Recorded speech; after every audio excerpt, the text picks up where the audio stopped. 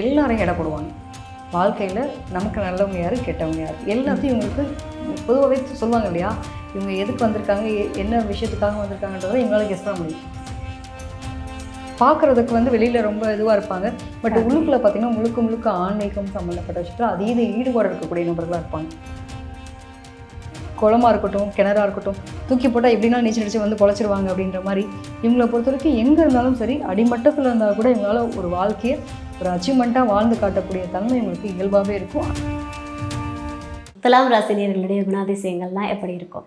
நிச்சயமாக காலச்சக்கரத்துக்கு 7ஆம் பாவம் சொல்லக்கூடியது துலாம். துலாம்னாலே பார்த்தீங்க அப்படின்னா ரொம்ப தனித்துவம். இவங்களுமே சுக்கிரன் ஆதிக்கம், சூரிய நீச்சமாகக்கூடிய இடம், சனி உச்சம் பெறக்கூடிய ஒரே இடம்னு எடுத்துக்கலாம்.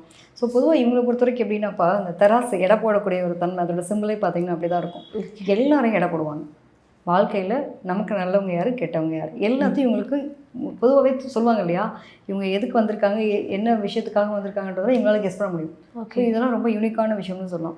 ஸோ வாழ்க்கையில் ஒரு லட்சிய நோக்கத்தோடு வாழக்கூடிய நபர்கள் எப்படினாலும் வாழ்க்கையில் ஜெயிச்சணும் அப்படின்ற ஒரு நம்பிக்கையும் விடாமுயற்சி, கடின உழைப்பாளிகளாகவும் இருப்பாங்க. ஏன்னா சனி உச்சம் பெற உழைப்புன்ற மாதிரி உழைப்பாக இருக்கும். அதுலேயும் பார்த்திங்கன்னா ராகுனுடைய நட்சத்திரம் சுவாதியெலாம் இங்கே இருக்குது. சுவாதியாக இருக்கட்டும், அதே மாதிரி சித்திரை விசாகமாக இருக்கட்டும், இந்த நட்சத்திரத்தினுடைய தன்மை, இந்த கிரகங்களுடைய அமைப்புகளுக்குள்ளே தான் உங்களோட வாழ்க்கை ஸ்டைலே இருக்கும்னு வச்சுக்கோங்களேன். நல்லதாக இருக்கட்டும், கெட்டதாக இருக்கட்டும், எப்பயுமே ஒரு லைஃப் ஒரு ஸ்கேலில் அப்படியே ஒரே மாதிரி போகாது. அப்ஸ் அண்ட் டவுன்ஸ் இருக்கும். எப்போல்லாம் டவுன் ஆகிறாங்களோ அப்போ தான் உங்களுக்கு அடுத்த கட்ட வளர்ச்சியை நோக்கி போவாங்க. இது நம்ம முக்கியமான விஷயத்த இவங்ககிட்ட கற்றுக்கலாம். எப்போனா நிறைய பேர் பார்த்திங்கன்னா வியாபாரம் செய்யாத துலாம் ராசி கிடையாது. அனுபவ பாடங்கள் நிறையா இருக்கக்கூடிய அமைப்பு. பார்க்குறதுக்கு அழகாக இருப்பாங்க, வசீகரமாக இருப்பாங்க. இவங்ககிட்டலாம் இன்னும் கொஞ்சம் நேரம் பேசிகிட்டு இருக்கலாமே அப்படின்னு தோணும். எதிர்பாலினை ஈர்ப்புன்றது ஈஸியாக அக்சஸ் ஆகிற மாதிரியான ஒரு அமைப்பு இருக்கும். ஸோ சுக்கிரன் அப்படிங்கிறப்பே முழுக்க ஒரு ஈர்ப்பு நிலை, இயல்பாகவே அழகு சார்ந்த விஷயங்கள் அப்படிங்கிற மாதிரி எடுத்துக்கலாம். ஸோ ஒரு இல்லாத விஷயத்தை இருக்கிற மாதிரி கற்பனையாகவும் பேச தெரியும், எல்லாமாவும் இருக்கும். பொதுவாகவே இந்த ராகுனுடைய தன்மை பொறுத்த வரைக்கும் ஒரு எப்படி சொல்கிறது, ஈர்ப்பு நிலைன்றதே நம்ம இன்னொரு விஷயமா பார்த்தோம் அப்படின்னா கவர்ச்சி சம்மந்தப்பட்ட விஷயங்களாகவும் சொல்லுவாங்க. ஸோ இது எப்படி இருக்குன்னா, பார்க்குறதுக்கு வெளியில் ரொம்ப இதுவாக இருப்பாங்க. பட் உள்ளுக்குள்ளே பார்த்திங்கன்னா முழுக்க ஆன்மீகம் சம்மந்தப்பட்ட விஷயத்தில் அதீத ஈடுபாடு இருக்கக்கூடிய நபர்களாக இருப்பாங்க. ஸோ இவங்களுக்கு வெளியில் பார்க்குறதுக்கு என்னடா இவங்க ரொம்ப கவர்ச்சியாக இருக்காங்க அப்படின்ற மாதிரி இருக்கும். அந்த ராசியினுடைய குணாதிசயமே உங்களுடைய வெளிப்பாடே அப்படி இருக்கும். பட் முழுக்க ஆன்மீகத்தில் அதீத நாட்டம் இருக்கக்கூடிய நபர்களாகவும் இருப்பாங்க. இவங்களை பொறுத்த வரைக்கும் பாரம்பரியம், பண்பாடு எப்பவுமே பழமை மாறாமல் இருக்கணும், நிறைய விஷயங்கள் கரெக்டாக ஃபாலோ பண்ணணும், அது ரொம்ப முக்கியத்துவம் கொடுப்பாங்க. அதே மாதிரி சூரியன் நீச்சம், அதில் எந்த கிரகம் நீச்சமாதோ அது சம்மந்தப்பட்ட ஏக்கமும் ஆசையும் அபிலாசையும் இருக்கும். ஸோ இவங்களை பொறுத்த வரைக்கும் பார்த்திங்கன்னா சூரியன் நீச்சம் நிறைய பேருக்கு அப்பாவோட பாசத்துக்காக இயங்குறேன். பட் எங்கள் அப்பா தான் என் லைஃப்பில் இன்ன வரைக்கும் என்னை கைப்பிடிச்சுட்டு இருக்காரு, என்னை விடவே இல்லை, எனக்கான வாழ்க்கையை நான் வாழலன்னு இருக்கக்கூடிய நபர்கள். ஒரு எக்ஸ்ட்ரீம் பார்த்திங்கன்னா இப்படிலாம் இருந்திருந்தால் நல்லா இருந்திருக்குமேன்ற மாதிரி ஃபீல் பண்ணி வாழக்கூடிய நபர்கள். ஸோ ஒட்டு மொத்தமாக பார்த்தோம் அப்படின்னா அந்த சூரியன் சம்மந்தப்பட்ட ஆசைகள் அபிலாசைகள் இருக்கும். நிறைய பேர் கவர்மெண்ட் ஃபீல்டில் இருப்பாங்க. அது மாதிரி எனக்கு அது ஒரு ஆசை, கனவு அப்படின்னு அந்த லட்சியம் இருக்கு இல்லையா, அந்த சூரியன் சம்மந்தப்படும் போது அது ரொம்ப பிடிக்கக்கூடிய ஒரு விஷயம். இன்னொன்று பார்த்திங்கன்னா சனி உச்சம் அடைகிறதுனால எப்பயுமே முடிஞ்சு போன விஷயம், வாழ்க்கையில் ஒரு லக்ஸுரி லைஃப் வாழணும்.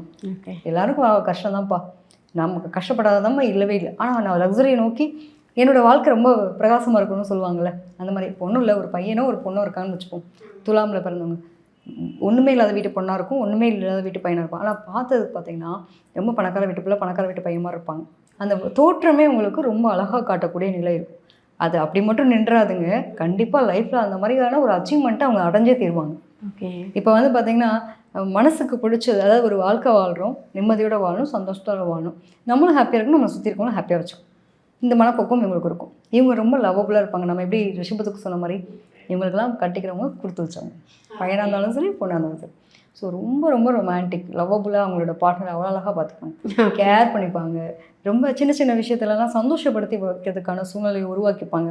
நிறைய பேருக்கு மூவி போகிறது பிடிக்கும், சில பேருக்கு வெளியில் சுற்றுறது பிடிக்கும். இவங்களுக்கு என்னெல்லாம் பிடிக்குமோ பார்த்து செய்யக்கூடிய நபர்களாக நம்ம பார்ட்னரை அழகாக பார்த்துப்பாங்க. ஒரு ட்ரெஸ் வாங்கி கொடுத்தா கூட ரொம்ப காஸ்ட்லியான ட்ரெஸ்ஸாக வாங்கி கொடுத்து கிஃப்ட் கொடுக்குறது, இதெல்லாம் ரொம்ப பிடிக்கும்.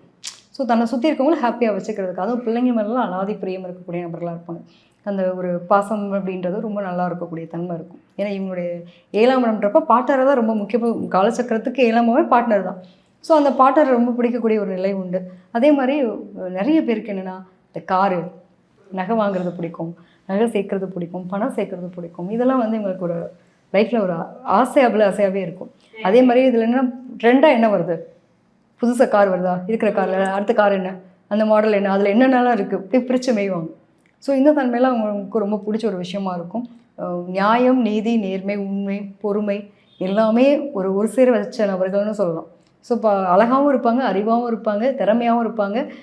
எந்த சொல்லுவாங்க இல்லையா, ஒரு குளமாக இருக்கட்டும், கிணறா இருக்கட்டும், தூக்கி போட்டால் எப்படின்னா நீச்சல் அடித்து வந்து பொழைச்சிருவாங்க அப்படின்ற மாதிரி இவங்களை பொறுத்த வரைக்கும் எங்கே இருந்தாலும் சரி, அடிமட்டத்தில் இருந்தால் கூட இவங்களால ஒரு வாழ்க்கையை ஒரு அச்சீவ்மெண்ட்டாக வாழ்ந்து காட்டக்கூடிய தன்மை இவங்களுக்கு இயல்பாகவே இருக்கும். அந்த விடாப்பிடியான ஒரு தன்மையில் வச்சுருக்கக்கூடிய நம்பிக்கையும் முயற்சியும் இவங்க பண்ணிகிட்டே இருப்பாங்க. Okay, super. இவங்களுக்கு பிஸ்னஸ் ஆர் ஜாப் எது செட் ஆகும்? நிச்சயமாக இவங்களை பொறுத்த வரைக்கும் கண்டிப்பாக வேலை இருந்தாலும் சரி, இப்போ சொந்த தொழில் பண்ணுறதுக்கான ஆர்வம் அதிகமாக இருக்கும். ஓகே, அது ஒன்று கவர்மெண்ட் ஜாப்பில் இருக்கணும் இல்லையா, எங்கே இருந்தாலும் சரி மதிப்பு மரியாதையாக ஒரு மேனேஜர் இருக்காங்கன்னா அதுக்கு மேலே இருக்க ஒரு போஸ்டிங்கில் இருக்க மாதிரி இருக்கணும். சரி, நான் வந்து அடிமட்ட ஒரு தொழிலாளியாக இருக்கேன், அடுத்து என்ன, அடுத்த சூப்பர்வைசர் ஆகிறேன், இப்படி படிப்படியான வளர்ச்சி நோக்கி நகரக்கூடிய நபர்கள் தான்.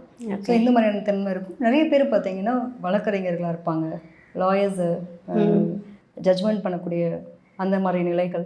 இதை தாண்டி வந்து பார்த்திங்கன்னா அழகுக்கலை சார்ந்த பொருட்கள் சம்மந்தப்பட்டது. ஒன்று காஸ்டியூம் டிசைனராக இருக்காங்க, காஸ்டியூம்ஸ் வந்து உருவாக்குறாங்க. இந்த மாதிரி இதெல்லாம் ரொம்ப சூப்பராக இருக்கும். இவங்க வெள்ளி சம்மந்தப்பட்ட பொருட்கள், தங்கம் வெள்ளிலாம் யூஸ் பண்ணுறாங்க இல்லையா, இந்த மாதிரி பொருட்கள் உற்பத்தி சம்மந்தப்பட்டதும் ரொம்ப நல்லாயிருக்கும். அதே மாதிரி நிறைய பேர் மீடியா ரிலேட்டடில் தன்னோட அழகு, தனக்கான விஷயங்கள் இதை வச்சு நல்ல ஒரு சம்பாதிக்கக்கூடிய நிலை. அப்போ ஒரு மீடியா ரிலேட்டடில் முக்கியமான பர்சன்ஸாக நம்ம பார்க்கக்கூடிய இன்றைக்கி நிறைய நபர்கள் இந்த மாதிரியான துலாம் ராசியில் இருக்கிறதுக்கான வாய்ப்புகள் இருக்கும். அது மட்டும் இல்லாமல் ஐடி இண்டஸ்ட்ரி, ஃபுட் இண்டஸ்ட்ரி இதெல்லாம் உங்களுக்கு ரொம்ப சூப்பராக இருக்கும். ஸோ ஏற்றுமதி இறக்குமதி தொடர்பான விஷயங்கள், வண்டி வாகனங்கள் தொடர்பான விஷயம், இன்றைக்கி கன்ஸ்ட்ரக்ஷன்ஸ் ஃபீல்டு எடுத்துக்கலாம், டிசைனர் இப்போ எடுத்துகிட்டோன்னா ஆர்கிடெக்ட் இன்ஜினியராக இருக்கட்டும், இந்த மாதிரியான விஷயங்கள் எல்லாமே ரொம்ப சூப்பராக இருக்கும் உங்களுக்கு. Okay, super. Love or arrange marriage? நிச்சயமாக இவங்களுக்குலாம் லவ், அதாவது சுக்கரன் அதிபதியாக வச்சுட்டு லவ் மேரேஜ் இல்லைன்னா எப்படி?